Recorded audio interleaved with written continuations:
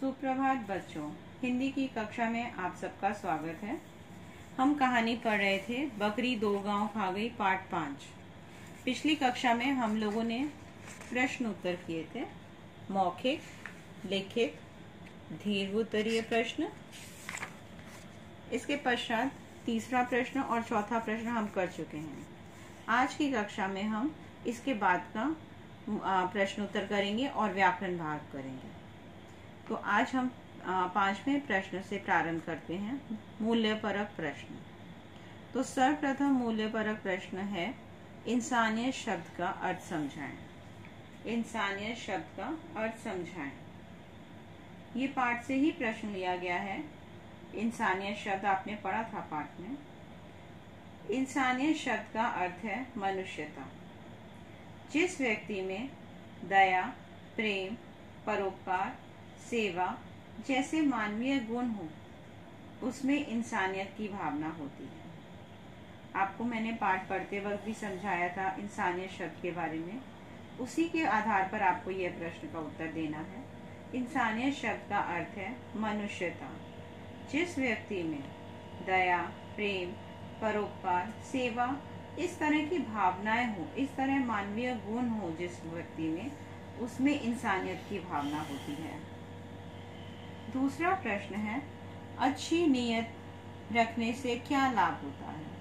हमने यह पाठ में पढ़ा था, अच्छी नीयत रखने से क्या लाभ होता है। अच्छी नीयत रखने से बरकत होती है, भंडार भरा रहता है, कभी किसी चीज की कमी नहीं होती और व्यक्ति का सम्मान भी बढ़ता है।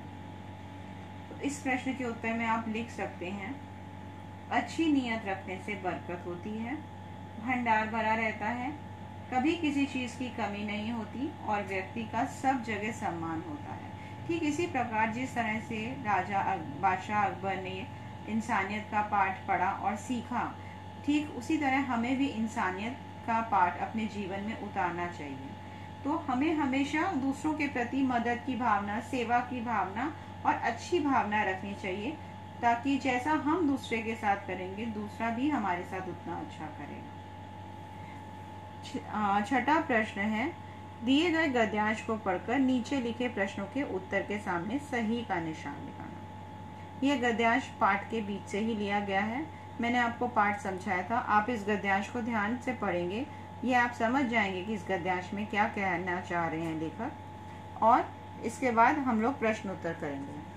तो इसमें पहला प्रश्न है, इस गद्यांश में किस बादशाह की बात हो रही है। बादशाह बाबर, बादशाह हुमायूं, बादशाह अकबर कि बादशाह औरंगजेब। तो मैं समझती हूँ कि आप सब बच्चों ने ध्यान से पाठ पढ़ा होगा और आप जानते हैं कि इस पाठ में किस बादशाह की बात हो रही है। इस पाठ में बादशाह अकबर के बारे में हमने पढ़ा, तो उन्हीं के विषय में बात हो रही है। तो बादशाह अकबर के आगे सही का निशान लगाएंगे। दूसरा प्रश्न, आदमी की नीयत में फर्क आने से और किस चीज पर असर पड़ता है। तो आपने इस पाठ में पढ़ा था कि किस चीज पर फर्क पड़ा, पेड़ पौधों पर। क्योंकि गन्ने का जो रस, वो रस लेने के लिए जब किसान जाता है तो गन्ने के रस से लोटा नहीं भरता जब नीयत में फर्क आ जाता है। तो उसी के आधार पर आप यहाँ लिखेंगे पेड़ पौधों पर। यह सही उत्तर है। किससे इंसानियत का पाठ पढ़ा है। इस पाठ में 2 ही पात्र थे, एक किसान और एक थे बादशाह अकबर। तो किसने पढ़ाया था इंसानियत का पाठ। किसान ने बादशाह को पढ़ाया था, किसान ने बादशाह को पढ़ाया था। यह सही उत्तर है। चौथा प्रश्न है, भंडार कब भरे रहते हैं। अभी हमने मूल्यपरक प्रश्न में उस उत्तर में मैंने आपको समझाया, मूल्यपरक में ही भंडार कब भरे रहते हैं। नियत अच्छी होने से भंडार हमेशा भरे रहते हैं। तो ग भाग जो है वह सही है। अब हम लोग व्याकरण से करेंगे। व्याकरण से में पहला प्रश्न है, दिए गए सर्वनाम शब्दों के बहुवचन लिखें। आपने कक्षा 3 और 4 कक्षा में संज्ञा सर्वनाम के बारे में पढ़ा था। तो यहाँ पर पहला है, एक व्यक्ति के बारे में एक वचन में दिया गया है, आपको उन शब्दों को, सर्वनाम शब्दों को ही बहुवचन में बदलना है। तो वह एक व्यक्ति के लिए प्रयोग किया जाता है, वह जा रहा है। परंतु जब बहुत सारे लोग हो जाएंगे तो वे जा रहे हैं, यानी बहुवचन हो गया तो वह हो जाएगा, बहुत सारे लोगों की बात हो रही है। तो वह का बहुवचन वह, मैं का हम, तू का तुम सब, तू का तुम सब, मेरा का हमारा, मेरा का हमारा। उसे का बहुवचन परिवर्तित करेंगे तो उन्हें, उसे का बहुवचन उन्हें, मैंने का बहुवचन हमने, उसने का बहुवचन उन्होंने, मुझे का बहुवचन हमें, मुझे का बहुवचन होगा हमें। तो ये आप लोग समझ गए होंगे किस प्रकार आपको करना है।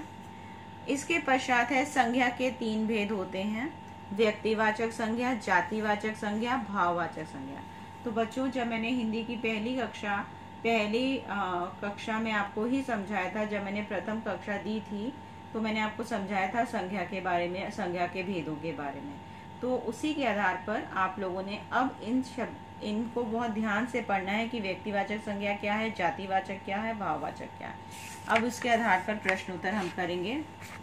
दूसरा प्रश्न है अभाववाचक संज्ञा बनाएं, यानी कैसे संज्ञा शब्दों को भाववाचक में परिवर्तित करना है। यहाँ पर हम लोग उसी प्रकार से करेंगे।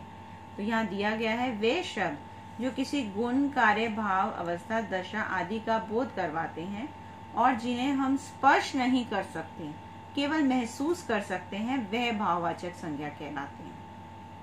तो अब आपको ये शब्दों को भाववाचक में परिवर्तित करना है। जैसे इंसान का इंसानियत दिया गया है।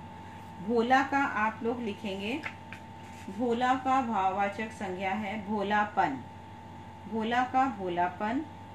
अपना का अपनापन, विद्वान का विद्वता, विद्वान का विद्वता।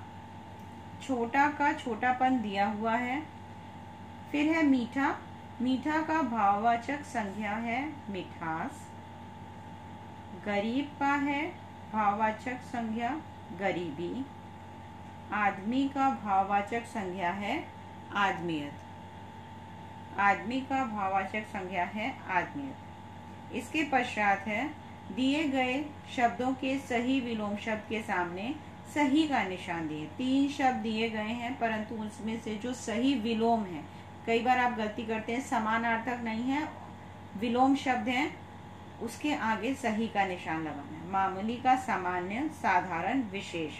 तो सही कौन सा है? विलोम शब्द। विलोम शब्द सही है विशेष। मामूली का अर्थ है सामान्य, परंतु जो विलोम है वो विशेष है, तो विशेष के आगे सही का निशान लगाएं। इंसानियत का विलोम शब्द है हैवानियत, हैवानियत के आगे सही का निशान लगाएं। तीसरा है आसमान, आसमान का विलोम शब्द, आसमान का विलोम शब्द लिखेंगे जमीन, जमीन के आगे सही का निशान लगाएं। फिर है विद्वान, विद्वान का विलोम शब्द है मूर्ख, मूर्ख के आगे सही लगाएं। और आखिर में है भोला, भोला का विलोम शब्द क्या होगा? चालाक, चालाक के आगे आप सही का निशान लगाएं। तो ये तो हो गए विलोम शब्द। इस तरह के विलोम शब्द परीक्षा में आ सकते हैं, आप इनको ध्यान से पढ़ेंगे। चौथे नंबर पे दिया गया है दिए गए शब्दों के 2-2 पर्यायवाची शब्द लिखें। तो पहला दिया हुआ है बादशाह का, राजा और नृप, तो ये तो दिए हुए हैं। दूसरा है हुक्म, हुक्म का होगा आज्ञा और आदेश, आज्ञा और आदेश। तीसरा है जमीन, जमीन के तो आप बहुत सारे जानते हैं, बचपन से ही पढ़ रहे हैं आप लोग। भू, भूमि, धरा, तो आप लोग लिखे भू, भूमि, धरती, इस तरह से।